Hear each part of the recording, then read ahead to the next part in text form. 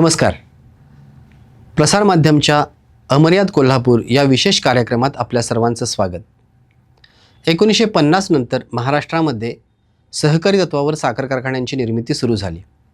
कोल्हापूर जिल्ह्यातील वारणा, पंचगंगा, भोगावती हे कारखाने देखील त्याच दशकातले. साखर उद्योग हा त्यानंतर राजकारण आणि कृषी औद्योगिक क्रांतीचा केंद्रबिंदू बनला.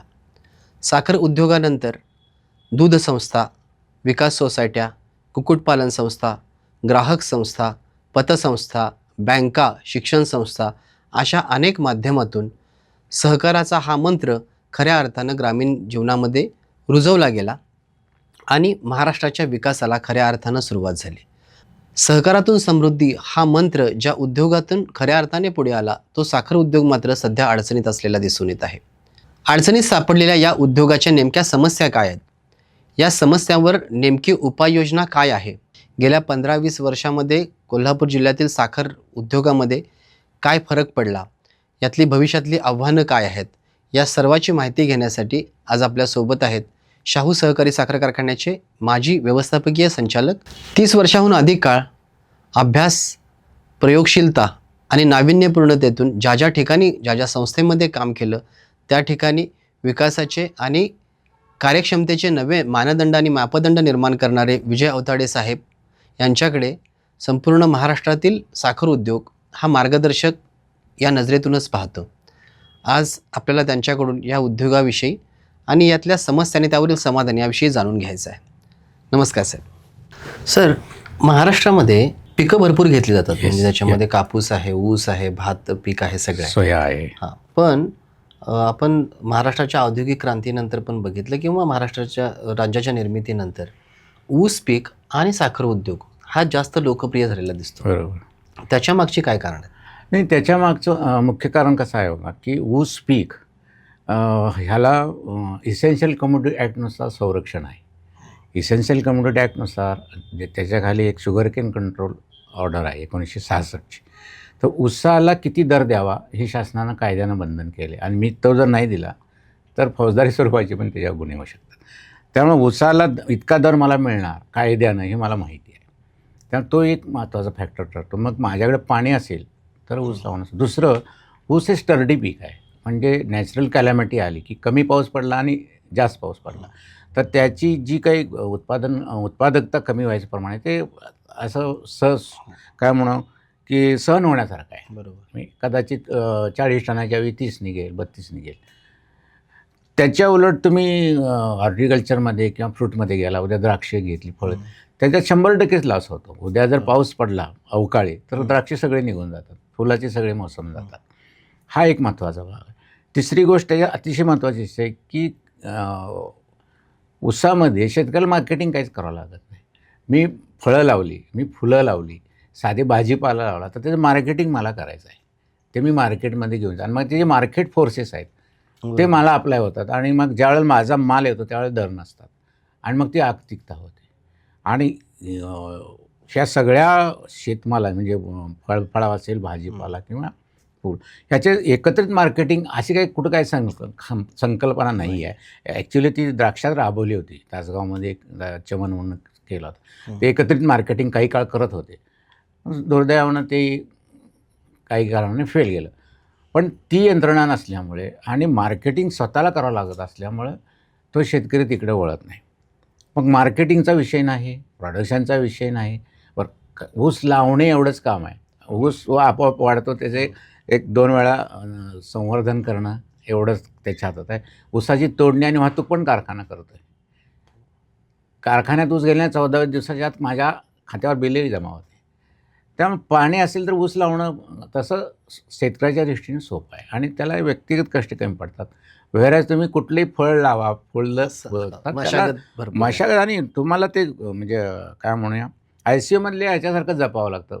फुलांना असेल, फळांना असेल तर तुम्हाला त्याची उत्पादकता मिळते.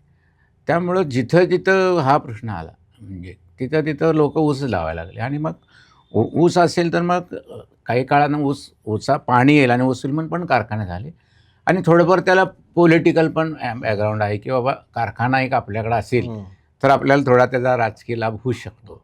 कारण तेवढी एम्प्लॉयमेंट आपण जनरेट करतो, तेवढे लोक बांधून राहतात. एक 5-25 हजार सभासद असले तर एक 10-15 हजार फॅमिली आपल्या ज्या ठिकाणी राहतात.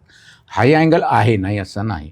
पण बेसिक अँगल मी म्हणतो ह्या 3-4 गोष्टी फार महत्त्वाच्या त्याच्यामुळं शेतकरी ऊसाकडे वळतो आणि त्यामुळं ऊस आल्यामुळं कारखानदारीमुळं मग ते पुढच्या सगळ्या घटना घडत गेलेल्या आहेत. पण हमीभाव देणारं हे तसं एकमेव पीक म्हणावं लागेल. हो, हमीभाव देणं. हमीभाव म्हणजे कायद्यानं हमीभाव. आता इतर हमीभाव जाहीर होतात, हो. पण मिळतात असं नाही. आता सोयाचा हमीभाव जाहीर झाला आहे.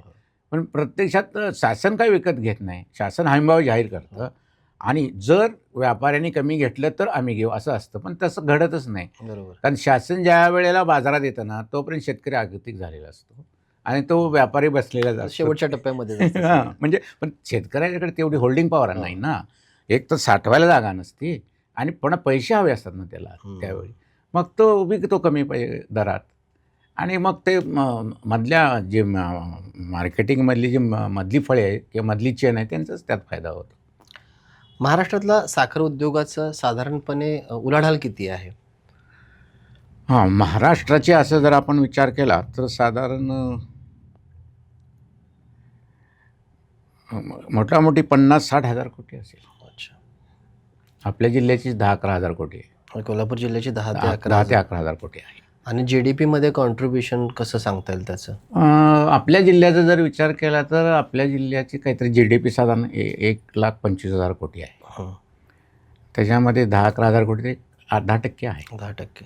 म्हणजे तसा मोठा वाटा हो, आहे या 10% मोठा. उद्योगाचा. कारण काय की सेवा क्षेत्राचा जास्त हां. नेहमी वाटा राहतो म्हणजे GDP. बरोबर. आणि पर कॅपिटा बघितलं तर आपल्या साधारण 2 लाख काहीतरी 30,000 वगैरे आहे. पण त्याला पण सबस्टॅन्शियल हे मिळतं. कारण ज्यावेळेला आपण GDP म्हणतो त्यावेळेला ही सगळी अमाऊंट सगळ्या लोकसंख्येवर जाते ना. हो. पण निर्मिती होते ती कमी लोकांच्या हो. तिची निर्मिती 10-11 आपण हजार ॲव्हरेज काढतो. ॲव्हरेज हां. 11,000 कोटी हं. काही हजार शेतकरी किंवा काही लाख शेतकरी म्हणजे फार मोठी गोष्ट आहे ती. सातत्याने म्हणजे साखर उद्योग तसा चर्चेत राहतो तो राजकारण आणि आंदोलन आणि या सगळ्या गोष्टींच्यामुळे. हो.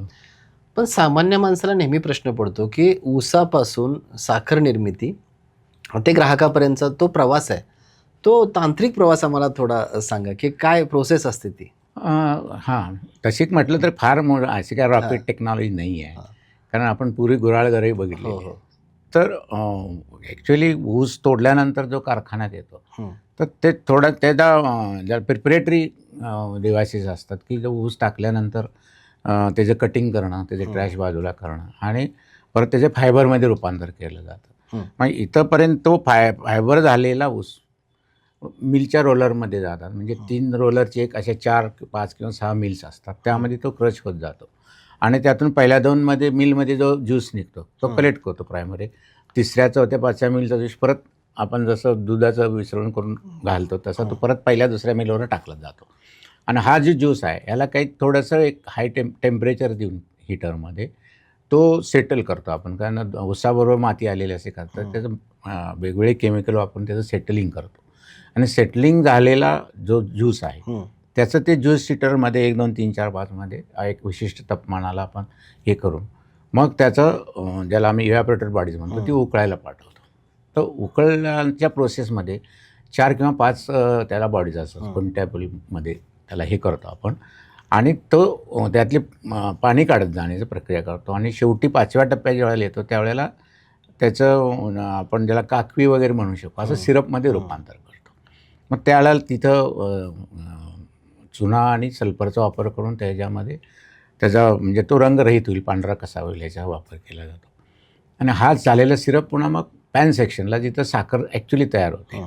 तर घरी आपण तिळगुळ वगैरे बनवतो दोन प्रोसेस बदले त्याचेच ते मोठं स्वरूप आहे आणि तिथं मग ते पॅनमध्ये त्याला बाहेरून वाफ दिली जाते आणि त्यातलं पुन्हा पाण्याचा अंश काढत क्रिस्टलायझेशन केलं जातं आणि ते पुढं खाली साठवून नंतर त्याचं बॅगिंग वगैरे करतात.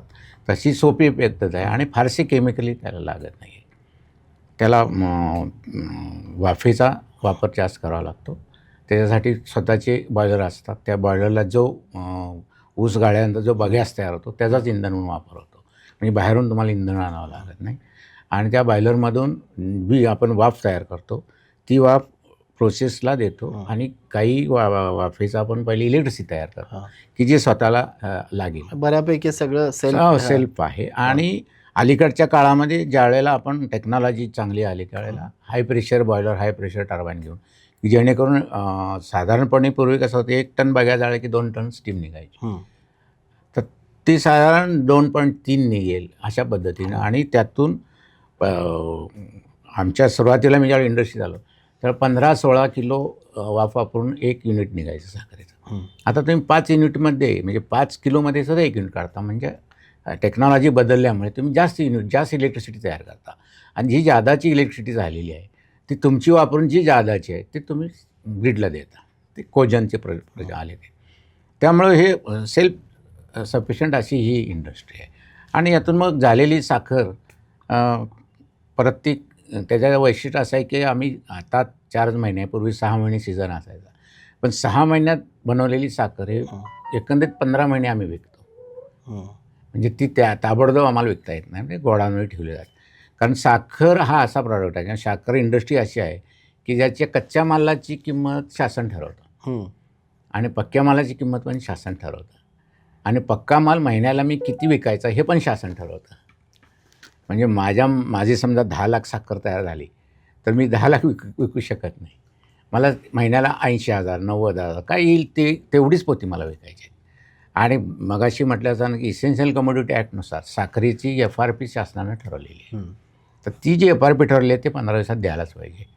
आणि अलीकडच्या 2018 नंतर अशी अबतूत परिस्थिती आली की साखर खूप झाली आणि साखरे जर इतके पडतील की ऊसाचे पैसे दिले जाणार नाहीत असं शासनाला वाटल्यानंतर शासनाला जो त्या ॲक्टचा आधार घेऊन त्यांनी मिनिमम सेलिंग प्राईस केली. शुगरची पण MSP केली. ती 18मध्ये 29 रुपये केली, 2019ला 31 केली.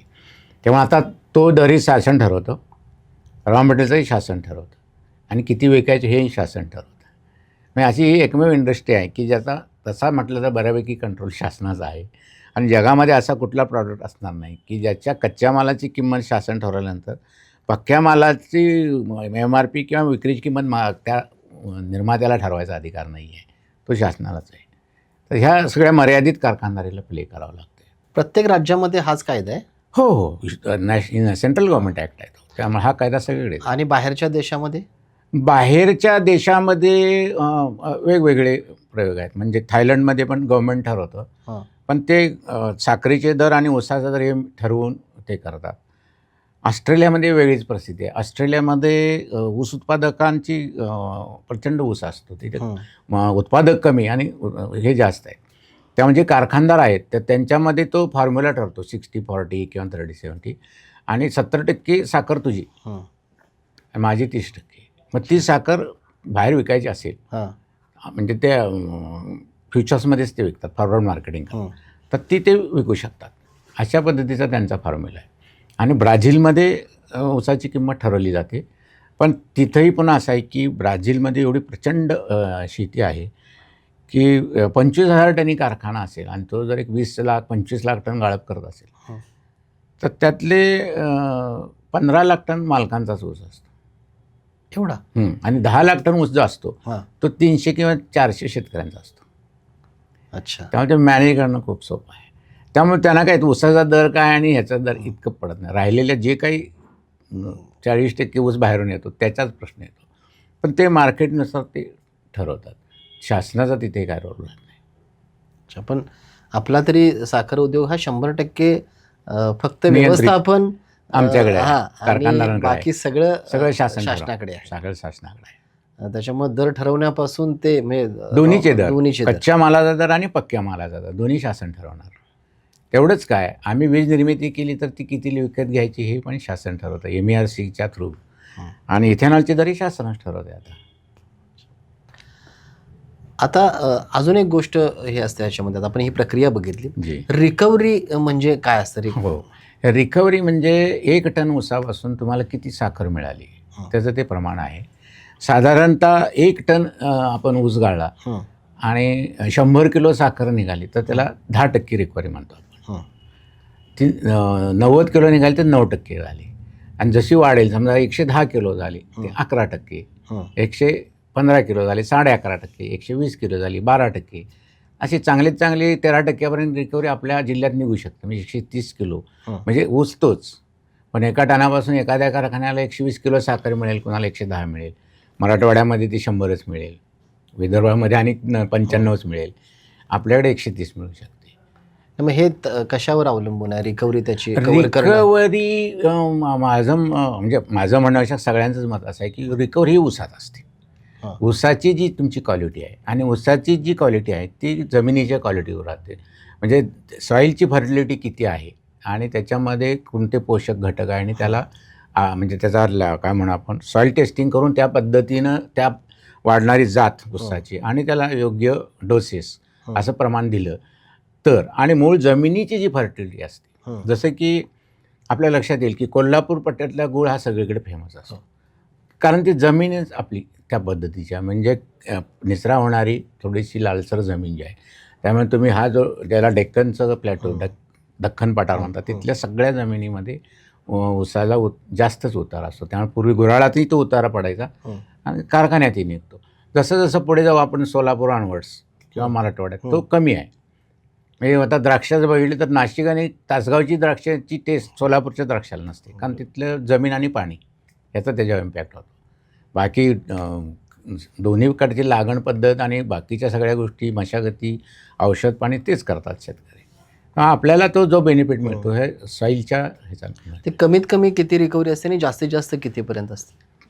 कमीत कमी 8.5 पर्यंत पण असते काही लोकांची आणि 13-13.5 पण पोहोचले. 1346 13.5 पण काही लोकांनी. त्याच्यामध्ये मशिनरी किंवा टेक्नॉलॉजी टेक्नॉलॉजीचा पण अंश आहे ना. कारण जसं मी म्हटलं जसं ज्याला आपण मिलिंग आहे त्याच्यामध्ये जर चांगलं तुमचं मिलिंग झालं तर पहिला लास्ट कुठं होतं की बघ्याचबरोबर साखर जाते.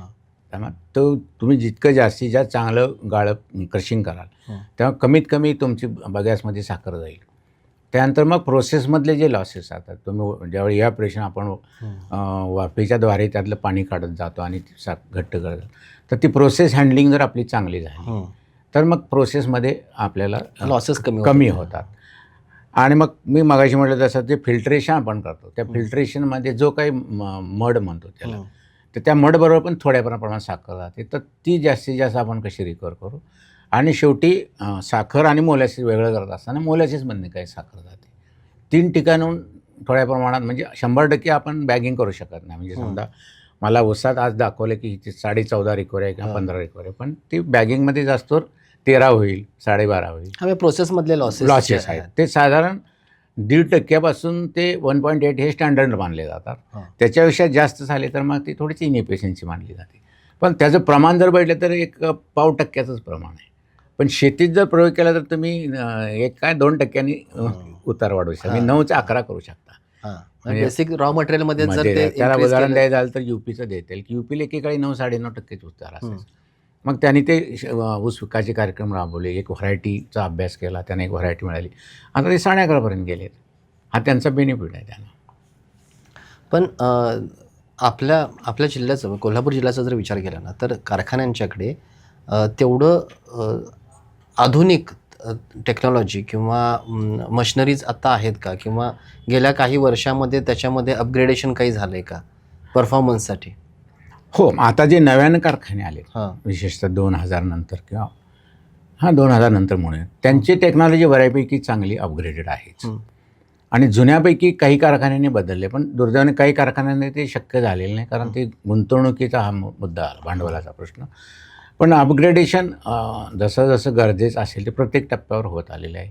मग त्याच्यामध्ये ऑटोमायझेशन असेल, ऑटोमायझेशनचे प्रयोग आलेले आहेत की ज्याच्याकरून आपण मॅक्झिमम त्याची इफिशियन्सी मिळू की माणसाचं त्याच्यात कमी हँडलिंग राहील. आणि त्याच्या आपण आता डिस्टिलरीज असेल किंवा इव्हन प्रोसेसमध्ये सुद्धा ह्या DCS सिस्टीम आलीत आणि त्याच्याद्वारे सेन्सरच्याद्वारे तुम्ही सगळे पॅरामीटर सेट करू शकता आणि त्याच्या तुमच्या एका रूममध्ये बसून आपण ते बघू शकतो आले की नाही बरोबर प्रोसेसिंग करेक्शन करू शकतो आपण. जनरेशनचे प्लांट विशेषतः सगळे तसेच चालतात.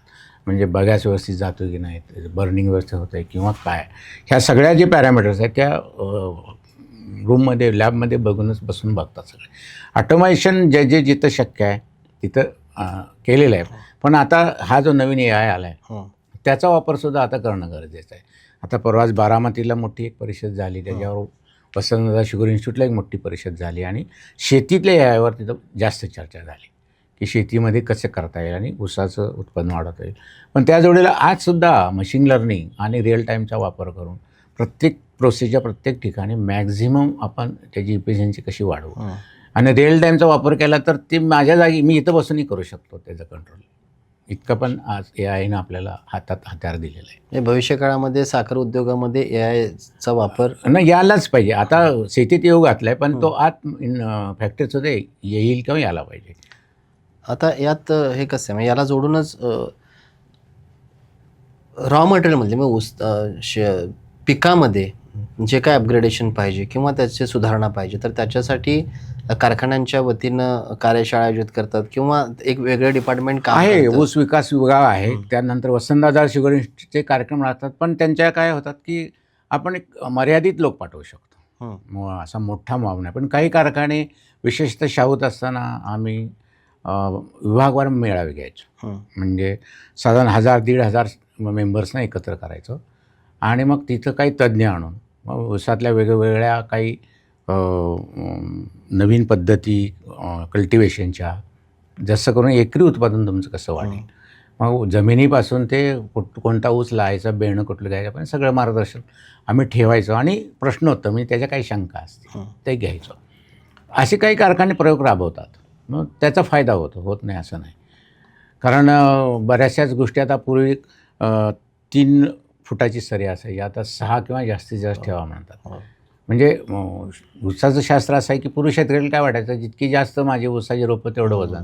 तर त्यांचं म्हणणं तसं नाही की 1 एकरात तुम्ही 40,000 ते 44,000 टनच टन नाही रोप असली पाहिजे, ऊस असली पाहिजे. ऊस असले आणि एक ऊस तुम्ही 2.5 किलोचा करा, 2 किलोचा करा म्हणजे तुम्हाला 80 ते 100 टन पर एकर उत्पादन मिळेल की जे तुम्ही आज 30 आणि 32 घेताय. पण आता हाच म्हणजे आपल्या कोल्हापूर जिल्ह्यामधलाच विरोधाभास असा आहे की काही तालुक्यांच्यामध्ये एकरी उत्पन्न हे जवळपास 100 टनापेक्षा अधिक आहे आणि काही तालुक्यांच्यामध्ये ते 40 टनापेक्षाही कमी आहे. त्याला थोडासा भौगोलिकतेचा फरक आहे कारण आपल्या हायवेच्या पश्चिमेला जो एरिया येतो एक तर तो हिली एरिया आहे आणि छोटी छोटी रानं आहेत. म्हणजे खूप छोटी रानं आहेत. वेळेस शिरोळ, हातकणंगले हा जर भाग घेतला किंवा कागलचा पूर्व भाग घेतला तर तिथं सलग जमीन आहेत. होल्डिंग पण चांगलं आहे आणि ऊसाच्या लागण पद्धती ज्या आहेत की ज्याला आपण अडसाळी लागण म्हणतो की जे जून-जुलैमध्ये लागण होते मग त्यालाच 15-16 महिने मिळतात त्या ऊसाला. वेळेस मग आपण ज्या वेळेला पूर हंगामी लावतो ऑगस्ट-सप्टेंबर आणि सुरूचा ऊस नोव्हेंबर-डिसेंबर लावतो त्याला तो काळ कमी मिळतो. त्यामुळे अडसाळीला नॅचरली शिरोळमध्ये तुम्हाला उत्पन्न जास्तच दिसेल. हा एक म्हणजे लागण हंगाम प्रमाण झालं.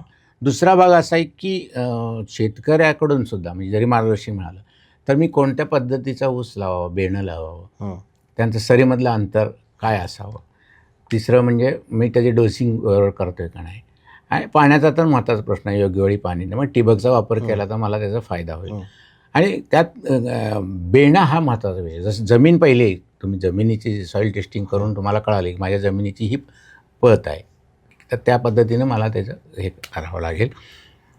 मी कोणतं बेणं वापरतो हे खूप महत्त्वाचं आणि ते मी 3 वर्षांना बदलायला पाहिजे की जे होऊ शकत नाही. या भागामध्ये सर मी ज्यावेळेला काम करत होतो एका ट्रॅक्टरच्या ट्रॉलीत 3 शेतकऱ्याच्या 3 वायरोप असायचे. 3 टन 2 टन म्हणजे गुंटेच तेवढे आणि मग त्याला पलटी रान नाही आहे. पलटी रान नसल्यामुळे मग तो वरतेच पीक घेतो वर्षानुवर्ष आणि मग त्याचा तोटा होतो कारण जमिनीला तुम्ही विश्रांती देत नाही त्याच्यामध्ये काय ॲड करत नाही मग ते ऑटोमॅटिक टनेज खाली येतं. त्यासाठी तुम्हाला तशी तेवढं पाहिजे की म्हणजे समजा माझी गरज 10,000 हेक्टरची असेल तर 15,000 हेक्टर तर किमान ऊसाखाली पाहिजे म्हणजे 5,000 रोटेशन होत राहील. बरोबर. आता तसं होत नाही. शेतकऱ्याला पाणी उपलब्ध असेल म्हणजे पहिले ऊस लावून मोकळा होतो आणि बेण्याची निवड करत नाही. आता मार्गदर्शन होत असतं पण प्रत्येक शेतकरी काय होतं कुठं त्या 5 गुंठ्यासाठी मी कुठनं बेणं आणू काय करू आणि आहेतच ऊस लावण्याचा प्रयत्न कारखाने सपोर्ट करतात म्हणजे काही कारखाने करतात सगळेच करतील असं नाही.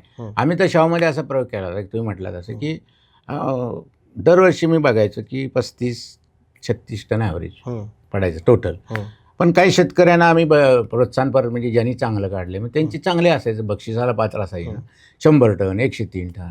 मग याचा हा विचार केला की काही शेतकरी 100 काढतात म्हणजे कोण 70 असेल ॲव्हरेज आउट जर 35 असेल ह्याच्या खाली पण खूप लोक असतील म्हणून ज्यावेळेला कॉम्पिटिशन झालं त्यावेळेला मी तो डेटा काढायला सांगितला. तर सरप्रायझिंग आहे की 30% लोक 20 टनाच्या खाली उत्पन्न घेत होते. 30% शेतकरी 20 टनाच्या आत शेती घेत होते. आणि मग आम्ही असा प्रोग्राम केला. एवढं प्रमाण आहे? एवढं कमी होतं. चेअरमन साहेबांच्या गायडन्स खाली म्हणून राजेन आपण ह्याच्यावर काहीतरी करता येईल. तर ठीक आहे म्हणे. मग आम्ही त्या शेतकऱ्यांना इंडिव्हिज्युअल गायडन्स द्यायला सुरुवात केली. आणि मग ते शेती मदतनीसपासून स्लिप बाय प्रत्येकाला काही शेतकरी वाटून दिले. आता अर्थात सगळे 30% एकदम कव्हर होणार नाही, पण सुरुवातीला 10% घेऊ, पुढचे 10% घेऊ, असं इंडिव्हिज्युअल त्यांना आम्ही गायडन्स करायचं की तू काय बेणं लावतोस, बदललंस का, डोसेस दिलेस का, आणि त्यांना व्हिजिट करायची महिन्याला जाऊन. त्याचे ते लॉगबुकमध्ये मेंटेन करायचं, त्याची फाईल मेंटेन करायची. आणि त्यांची मी साधारण महिन्या 2 महिन्यांनी मिटिंग घ्यायचो त्या स्टाफची.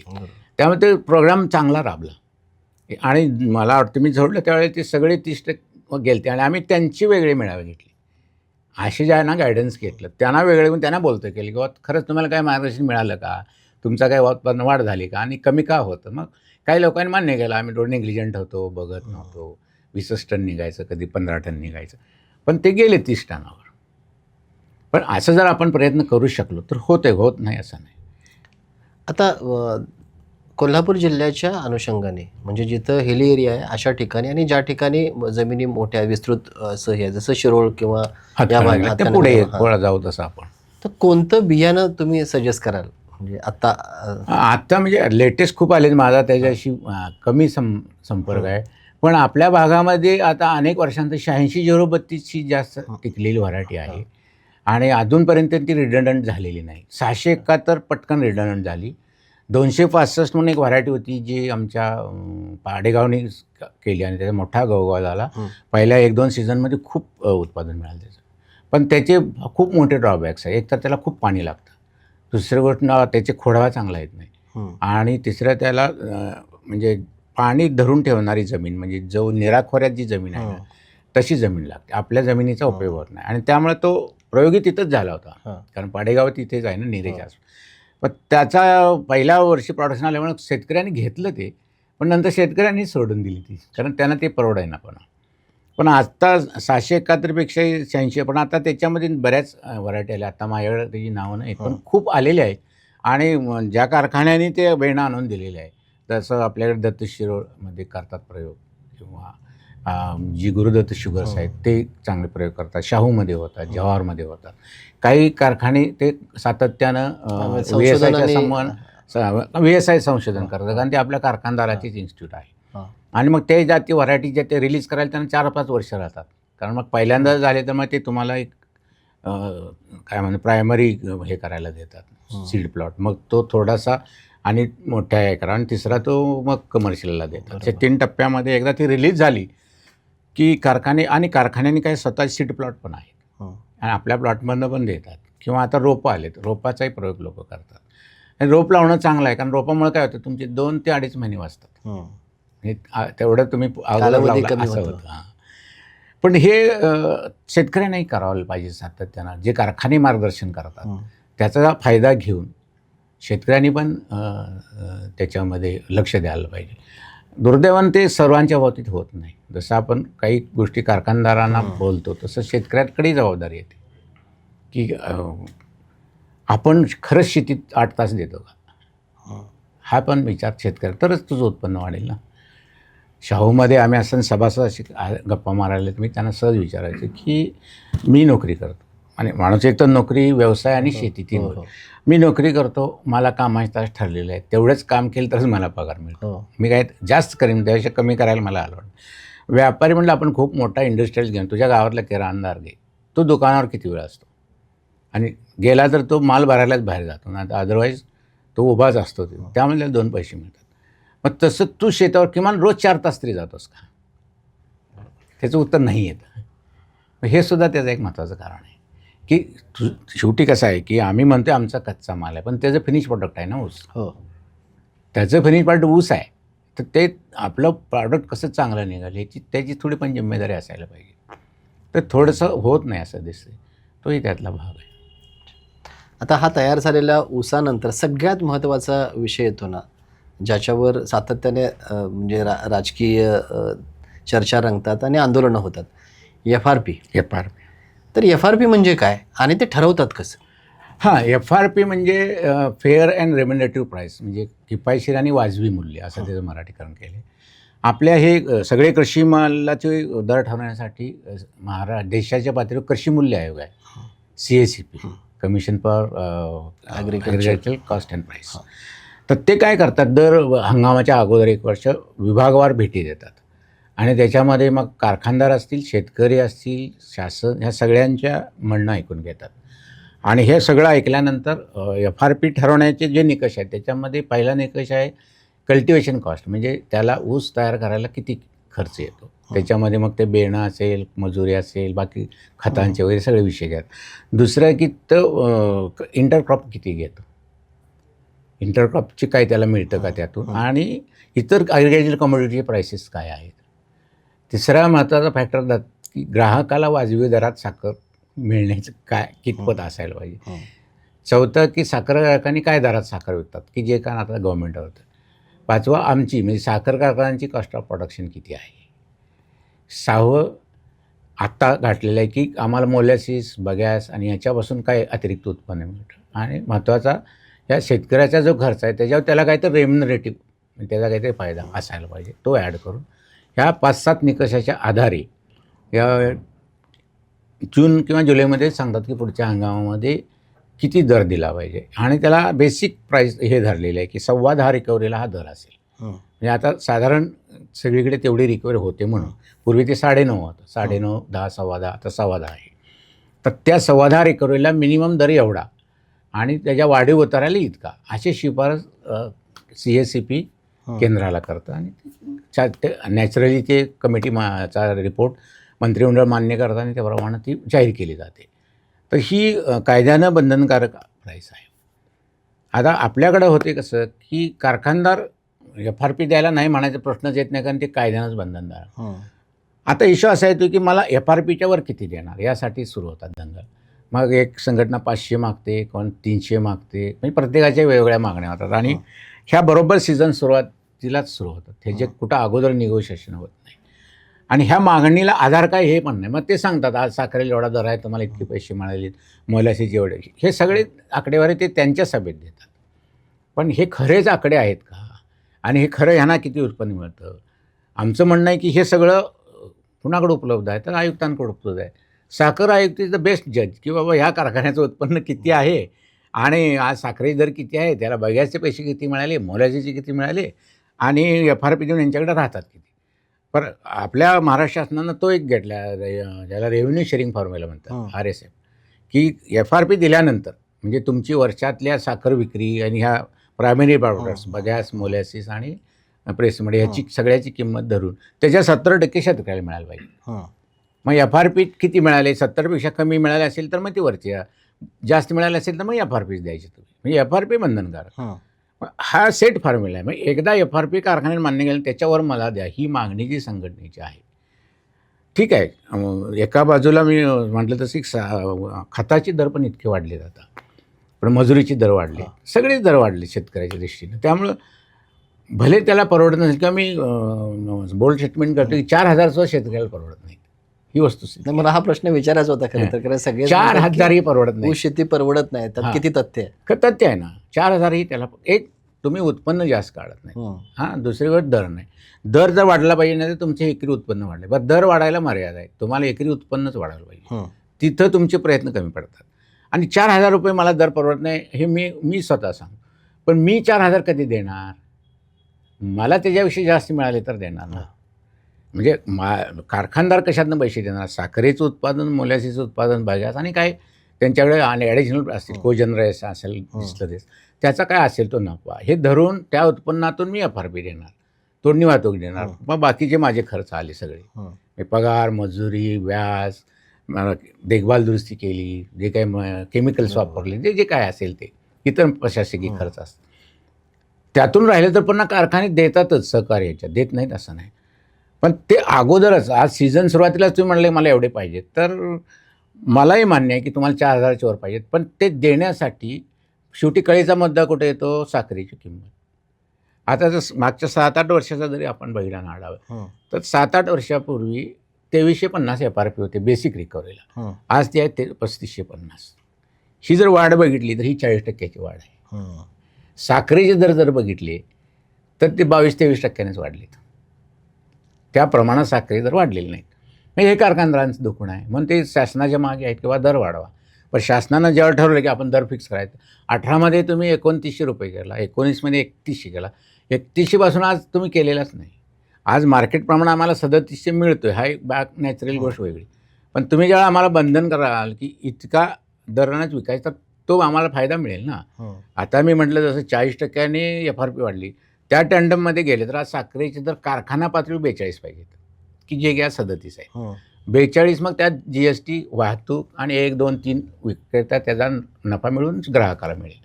मग शासन म्हणतं की ते दर वाढले की महागाई होते.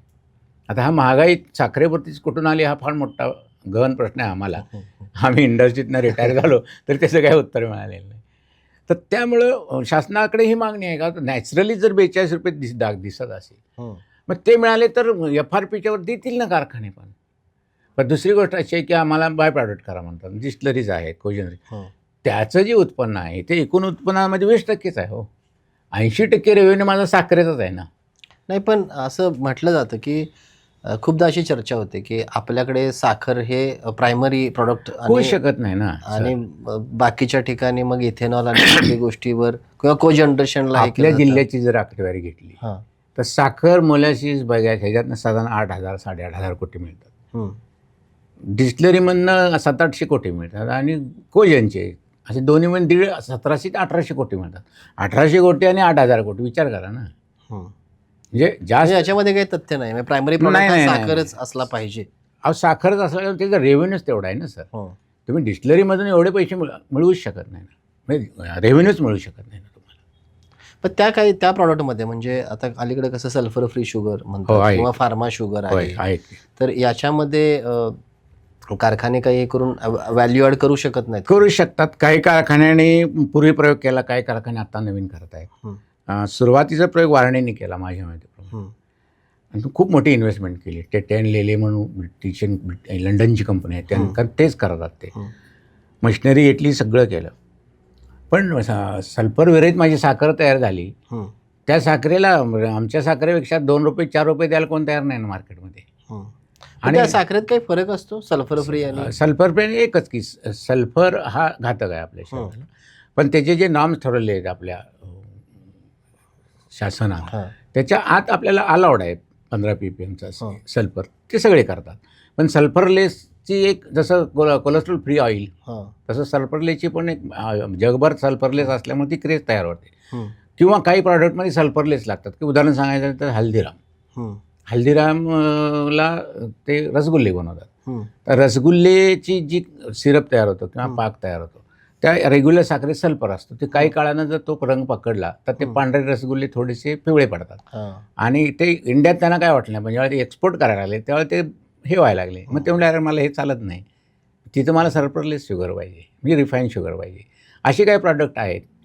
फार्मास्युटिकल म्हटलं तुम्ही, फार्माला पण चांगले पैसे मिळतात. फार फार कमी मार्केट आहे फार्माचं. पण हे सल्फरलेसचं चांगलं मार्केट आहे. पण वारणेला तो त्रास झाला, पुन्हा दत्त शिरोळनी केलं होतं, मग मार्केटमध्ये 2 पैसे मिळेनात म्हणून ते फारसं पुढं आलं नाही. पण त्याला फ्युचर आहे, ते करावं लागेल. व कदाचित सगळेच सल्फरलेस मागतील उद्या, कशावरून मागणार नाही. मग तुम्हाला प्राईस मिळते का नाही हा भाग आहे. मार्केटला काय पाहिजे, कारण आता हेल्थ अवेअरनेस हां हेल्थ अवेअरनेस. तर शाहूने आता प्रयोग सुरू केला गेल्या वर्षीपासून, ते करतायत सल्फरलेस सगळीच साखर.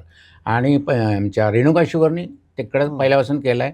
त्यांची जिथे जिथे प्लांट आहे तिथे सगळीकडेच आहेत रेणुका शुगर. आपल्याकडे जो साखरेचा सेल आहे तो डोमेस्टिक आणि इंडस्ट्रीयलमध्ये त्याचं प्रमाण कसं आहे? हां, पूर्वी KPMG म्हणून जे इंटरनॅशनल एक कन्सल्टिंग मोठी फर्म आहे त्याच्यातर्फे सर्वे करून घेतला होता. साधारण 30% डोमेस्टिक कन्झम्पशन आहे. म्हणजे आपण घरगुती जी वापरतो ते 30% साखर आणि 70% इन्स्टिट्यूशनल वापर आहे. तर आमचं भांडण तेच होतं की 30% लोकांचं म्हणजे साठी तुम्ही 70% लोकांचं बर्डन आमच्यावर का टाकता. आता दुसरं कसं आहे की त्याच्यामध्ये मग आलं आपण ड्युअल प्राइसिंग करूया का. पण ड्युअल प्राइसिंग करणं खूप अवघड आहे, प्रचंड अवघड आहे. कारण ते त्याचे इम्प्लिमेंटेशन आणि बऱ्याचशाच गोष्टी, त्यापेक्षा आहे तो दर वाढवा तुम्ही. आज माझं डोमेस्टिक कन्झम्पशन किती आहे, माझं डोमेस्टिक कन्झम्पशन 5 किलो आहे एका फॅमिली, म्हणजे वर्षाकाठी 60 किलो आहे. माझे 10 रुपये कास वाढले तर माझे किती पैसे वाढले? 600 रुपये वाढले. 15 रुपये वाढले ते 900. म्हणजे 1000 रुपये वार्षिक माझा खर्च हा काय मला काय महागाई म्हणता येणार नाही. आणि हे आम्ही सारखं बोलतोय सात दुधाचे दर वाढतातच ना. सगळ्या. मी काय सांगितलं, उसाचे वाढले ना, दुधाचे हो. न, चहाचे दर बघा ना. हो. आज चहा 600 रुपये किलो आहे, पण साखर त्या प्रमाणात वाढत पण नाही. याचा अप्रत्यक्ष आणि- फायदा शेतकऱ्याला पण होणार आहे ना. म्हणूनच वाढवा म्हणतोय, कारण 70% जे साखर घेतात, आज तुम्ही दुधामध्ये आहात आणि जे बायोपाटापर्यंत हो. त्यात आहात, तर 1 किलो मिठाईमध्ये 400 किलो तरी साखर असते. हो. ती 400ची तुम्ही जर समजा आज 40 रुपयांनी घेतली, 16 रुपयाची साखर झाली. 600 ग्रॅम म्हणजे तुमचं 2.5 लिटर दूध झालं. हो. हं? त्याचे काय असतील ते तुमचे 120 130 झाले 140 रुपये. 140 अधिक तुमची कन्व्हर्शन किती धरणार तुम्हीच सांगा. 170 झाले, पण तुम्ही 500च्या आत विकत नाही ना. हो. हा कोण मार्जिन घेत आहे? कुणाच्या ॲट वॉट कॉस्ट? द्या ना आम्हाला 50 रुपये तुम्ही साखर करा, त्याचं त्यांना काय करायचं, कारण त्याची MRP तो ठरवते. मी याची- साखरेचा दर जरा जरी वाढला तर चहाचा दर वाढतो. आम्ही विचारू शकत नाही चहा घ्यायला गेला, अरे काल 10 होता आज 11, आज साखर वाढली साहेब म्हणतात. पण आम्हाला साखरेचा दर ठरवता नाही, येत पण नाही. मग तसा विचार केला ना तर साखर उद्योगामध्ये राज्यकर्तेच आहेत सगळे. आहेत ना. मग ते दुर्दैव हा आहे. निर्णय का घेत नाहीत? दुर्दैव आहे ते, का घेत नाही ते? कारण त्याला कसं आहे की साखरपट्टा कुठं आहे? कर्नाटक, महाराष्ट्र, गुजरात आणि युपी. बाकी किरकोळ आहे. हम्म. पण ते युपीचं स्टेट आणि ह्याच्या म्हणा, आता महाराष्ट्रामध्ये 48 खासदारात असतील काही साखर कारखानदार, पण ती संख्या कमी पडते ना. आणि शेवटी महागाई आणि ग्राहक हित हे जास्त महत्त्वाचं असते सगळ्यांना. नाही, पण साखरेपुरतीच महागाई. हा महत्त्वाचा प्रश्न आहे, पण ते कोण मान्यच करत नाही ना. का करत नाही? आम्ही मागाशी म्हटलं ना, हे म्हणजे पॉलिटिशियन जाऊ देत, पण ब्युरोक्रेसी जे IAS so called cream of the society आहे, त्यांना एवढं तर सारासार विचार यायलाच पाहिजे की आपण आज बाहेर गेल्यानंतर कुठल्या वस्तू कितीला घेतो. जे दूध, चहा आणि साखर समानच दर आहे. त्याची कॉफी आता आपण पिलो आणि स्टारबक्समध्ये पिलो, त्याचे दर कोण ठरवतो? स्टारबक्सचा दर स्टारबक्सच ठरवतोय ना. पण हे काढून देतात ना हो. आमचेच अधिकारी. मग त्यांना वाटायला पाहिजे नाही ह्या साखरेची किंमत वाढू दे. एक लक्षात घ्या की कृषी ॲग्रिकल्चरचं GDP कमी झालं आहे, पण माणसं ती तेवढीच आहेत ना. अजूनही 50% जास्त शेतीवरच लोक आहेत ना. हे कृषी क्षेत्राचा वाटा GDP मधला जरी कमी झाला तरी ज्या सर्व्हिस सेक्टरचा वाटा वाढला आहे त्याच्यावर हे सगळं परिणाम करतं. होय ना, करतं. पण मला काय म्हणजे डोकी तेवढीच आहेत ना. हो. त्याचा विचार करायला पाहिजे ना तुम्ही. म्हणजे मुळामध्ये सततची मागणी आहे. ॲग्रिकल्चरसाठी वेगळं काही बघितलं जात नाही. ॲग्रिकल्चरसाठी बजेट हा विषय नाही. रेल्वेला एकेकाळी बजेट होतं, ते गेलं. मग शेतीवर बजेट असं नाही. ज्याचा GDP पूर्वी जास्त होता, आता बरी कमी झाली, ज्याच्यावर जास्त माणसं. इन्व्हेस्टमेंट नाही. आज कारखानदारांना सोडा, शेतकऱ्याला तर इन्व्हेस्टमेंटला कुठनं आणायचे पैसे त्यांना? उद्या जर तुम्ही म्हटलं नवीन टेक्नॉलॉजी, आता AI टेक्नॉलॉजी आली, ठीक आहे, महाराष्ट्र शासनानं केलं, VSI शासन कारखाने मिळून करतील, चाललेला आहे तो प्रयोग. पण इंडिव्हिज्युअल शेतकरी करू शकत नाही. शेतकरी स्वाभिमान आहे, त्याला इन्फ्रास्ट्रक्चर हवे, पायाभूत सुविधा द्या पण म्हणते. ते मला काय त्याची इन्व्हेस्टमेंट कुठं आहे? मला कुठल्याही उद्योगधंद्यामध्ये इन्व्हेस्टमेंट ही परत यायला पाहिजे. शेतीत इन्व्हेस्टमेंट शून्य आहे सर. इन्व्हेस्टमेंट यायला पाहिजे ना, तर नवीन गोष्टी घडतील, नवीन काय टेक्नॉलॉजी येईल, त्याचं अडॅप्टेशन होईल. सगळेच दुर्लक्षित आहेत, सगळ्याच म्हणजे कुठलंही सरकार असू दे, ते कायम दुर्लक्षित क्षेत्र आहे शेती. FRP साठी दरवर्षी आंदोलन होतं. या आंदोलनाचा कितपत फायदा झाला? मला व्यक्तिगत असं वाटत नाही की आंदोलनाचा फार मोठा फायदा झालेला आहे. हा एक गोष्ट ठीक आहे की ज्या ठिकाणी फायनान्शियल इरेग्युलरिटीज होत्या ज्या कारखान्याच्या, आणि ज्या वेळेला FRP नव्हती, मिनिमम प्राईस होती, मिनिमम दिली की पुढचे देतच नव्हते, म्हणजे बसले तर द्यायचं. पण काही कारखाने देत होते चांगले. मग हा देतो तू का देत नाहीस, हा त्यातनं मूळ मुद्दा सुरू झाला. म्हणजे बाबा एक्स फॅक्टरीचा दर जर इतका आहे तर तुझा 100 कसा कमी, मग तू 100 रुपये कुठे जातात? इथून ती संघटनेची सुरुवात झाली FRPला, आंदोलनाला. त्यामुळे ती जे काही इनडिसिप्लिन असेल फायनान्शियल, त्याच्यामध्ये थोडंसं करेक्शन झालं नाही म्हणत नाही. पण जसं आता हे FRP आल्यापासून ते कायद्यानंच बंधनकारक आहे ना. तुझी कपॅसिटी असं नाही तर नसतं, तेवढे तुला दिलीच पाहिजे. त्यामुळे त्याच्यावर जी मागणी होती ती मागाशी मी जे शास्त्र मांडलं त्या बसतच नाही ना. आणि जर तुम्हाला मांडायचं असेल तर तुम्ही कारखाना न्याय बसा ना. इन जनरल असं वेगमध्ये करू नये आंदोलन. एकेका कारखान्याशी तुम्ही निगोशिएट करा. तुम्ही तुमची आकडेवारी द्या, कारखान्याची आकडेवारी द्या. तुम्ही कोणी इम्पार्शियल माणूस नेमा तिथं आर्बिट्रेटरसारखा. आणि जर ते प्रूव्ह झालं तर जे कामगारांच्या मागण्या कशा सेटल होतात, 1 to 1च होतात ना. आणि काय निघेल ते तसं तुम्ही करा ना 1 to 1. तसं होताना दिसत नाही. हे मी कुठेतरी जाहीर करतो इतका दर पाहिजे आणि मग कोण बोलत नाही. समजा जर कलेक्टर मिटिंग घेतात किंवा नाही घेतलं तर मग तोपर्यंत आम्ही सीझन सुरू झाला असतं तर टायर जाळतो, ट्रॅक्टर जाळतो, हे जाळतो. त्यामुळे सगळी यंत्रणा ठप्प होते. मग 20 दिवस काही कारखाने चालतात, काही चालत नाही. जे कारखाने चालत नाही त्यांचे संचालक म्हणून हताश होतं. काहीतरी करा आणि मार्ग काढा. मग तो क्रायसिस मॅनेजमेंट होते. तो डिसिजन त्यावेळेचा असतो. त्याला लाँग टर्म काही विचार नसतो. त्याला फायनान्शियल काही विचार नसतो. कारखाना सुरू झाला पाहिजे. अरे पण तो MD सांगतोय ना, बसत नाही साहेब, ह्यात दरच बसत नाही सगळं अर्थ. ते काय सांगत बसू नका आता शहाणपण. कारखाना कसा सुरू करायचा बघा. कारखाना बंद झाला आमचे सगळे वांदे येते. कारण शेवटी कारखाना राजकारण निगडीत आहेच. मी कशाचंच नसेल तर कारखान्याचं इलेक्शन तर आहेच ना शेवटी. मग हे नाकारत येत. मग विरोधक सांगतात मी आल्यावर याच्यापेक्षा जास्त देतो, द्यायचा का नाही बाग नंतर. ते हे सगळं राजकारण त्याच्या आडवं येतं. आमचं म्हणणं आहे की त्याला इंडस्ट्री म्हणून बघा, धंदा म्हणून बघा, त्याची फायनान्शियल डिसिप्लिन मेंटेन करा. मग काय करायचं ते करा. दुर्दैवाने होत नाही आहे ते.